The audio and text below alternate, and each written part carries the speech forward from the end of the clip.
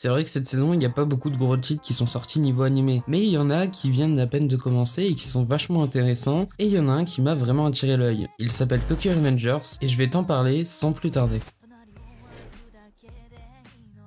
On suit Takemichi, il a 26 ans et il a déjà le sentiment d'avoir raté sa vie. Vivant de petits boulots, tout juste bon à payer le loyer d'un studio insalubre, il se lamente également sur sa vie amoureuse lorsqu'il apprend la mort de Hinata, la seule petite amie qu'il ait eue. Hinata et son frère seraient morts lors d'un règlement de compte entre les membres d'un gigantesque gang nommé le Tokyo Manjikai. Encore sous le choc, Takemichi se fait pousser sur les rails d'un train. Alors qu'il pensait mourir, il retourne 12 ans en arrière lorsqu'il était au collège et qu'il se donnait des airs de mauvais garçon. C'est alors qu'il prit l'occasion et décida donc de modifier le futur pour simplement sauver Hina, celle qu'il aimait. C'est de cette façon que Takemichi se retrouve mêlé au complot, se tramant autour du Tokyo Manjikai, ainsi que de son charismatique et mystérieux leader du nom de Mickey. C'est moi, Mickey!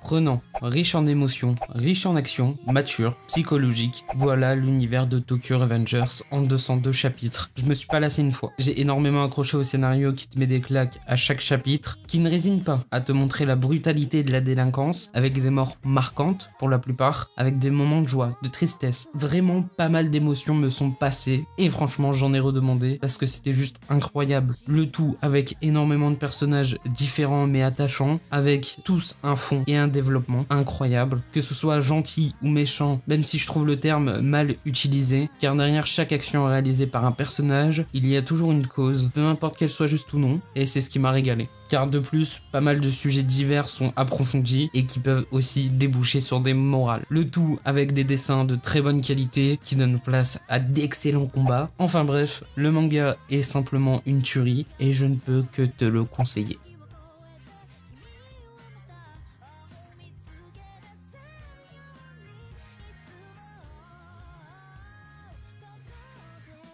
Petit warning ici, si vous n'avez pas vu Erase, je vous conseille de sauter cette partie ou tout simplement d'aller voir l'animé. Si vous n'avez pas vu l'animé, je vous mets une petite fiche en haut sur ma vidéo où vous pourrez entendre le scénario, etc. Peut-être que ça vous donnera envie et vous reviendrez sur cette vidéo plus tard. Sachez que si vous n'avez pas vu, je vous conseille vraiment pas d'écouter la suite et de passer directement au chapitre sur l'animé. Je vous relaisse au mois du passé du coup. De par le synopsis, j'imagine que beaucoup d'entre vous ont fait le parallèle avec Erase, un mec qui va dans le passé pour sauver le futur. Il est vrai que sur ce point-là, les deux œuvres présentent des similitudes et également avec pas mal de violence, même si elle n'est pas représentée de la même façon. Car d'un côté, tous les deux ont ce côté mature, car ils abordent tous les deux des sujets très sérieux, mais je trouve que Tokyo Revengers va plus loin, car si Erase parle de harcèlement et de problèmes familiales, ici beaucoup plus de sujets sont abordés. On entre vraiment dans le sujet et en plus on va sur plein d'autres sujets mais sur le même thème. Par exemple sur la famille, on peut parler de harcèlement familial et également parler des relations entre familles recomposées. Et en plus, Tokyo Revengers va encore plus loin sur les symboles. Je veux dire dans le sens où par exemple dans Erased, si quelqu'un meurt, mis à part la daronne au début, c'était pas vraiment marquant. Alors que dans Tokyo Revengers, il y a vraiment des morts qui sont vraiment énormément marquantes et qui sont définitives. Et justement, Erased finit plutôt bien, alors que dans Tokyo Revengers, même si Takemichi a les cartes en main, il y a du sang qui coulera quand même. De plus, Erased et Tokyo Revengers sont, je trouve, quand même deux univers totalement différents, que ce soit par les lieux où se passent les deux récits, ou le contexte, ce n'est pas pareil. Même si dans les deux cas, le héros doit se battre de toutes ses forces pour sauver le futur et avoir un happy end, les moyens utilisés ne sont pas les mêmes. Non, Tokyo Revengers n'est pas le nouveau Erase, mais Tokyo Revengers est simplement Tokyo Revengers et restera Tokyo Revengers.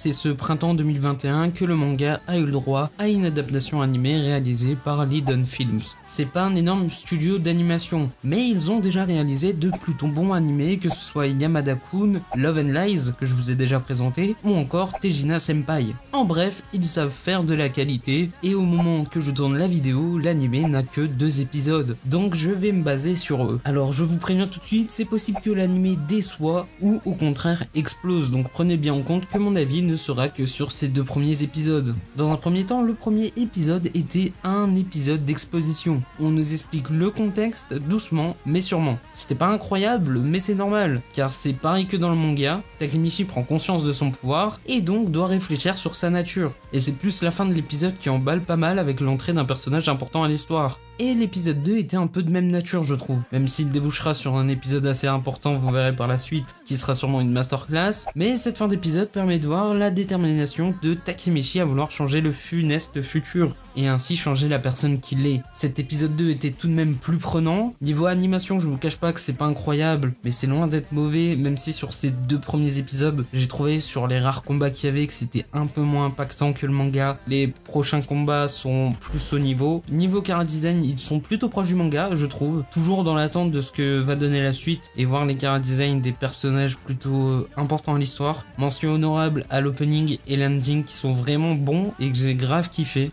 En bref, pour le moment c'est pas mal, mais rien n'est acquis. En tout cas, si l'adaptation est réussie, cette œuvre fera vraiment grand bruit, et je l'espère car au vu du manga, elle le mérite. Pour le moment aussi, je mets une mention spéciale à l'anime qui adapte chaque chapitre vraiment à l'unisson, c'est-à-dire que le premier épisode correspond au premier chapitre, le deuxième épisode correspond au deuxième chapitre, alors qu'il y a 200 chapitres, après ça risque d'être long, mais c'est une mention honorable que je mets pour les 2 premiers épisodes, car il permet d'introduire tout simplement les choses correctement, car beaucoup d'animés survolent, je trouve, les premiers chapitres, et là c'est plutôt bien réalisé, donc mention spéciale quand même au studio d'animation. D'ailleurs, si vous comptez voir l'animé, il est disponible dès maintenant sur Crunchyroll. Enfin bref, j'espère que cette vidéo vous a plu, c'était Goten, on se dit à la prochaine pour une nouvelle vidéo, ciao ciao.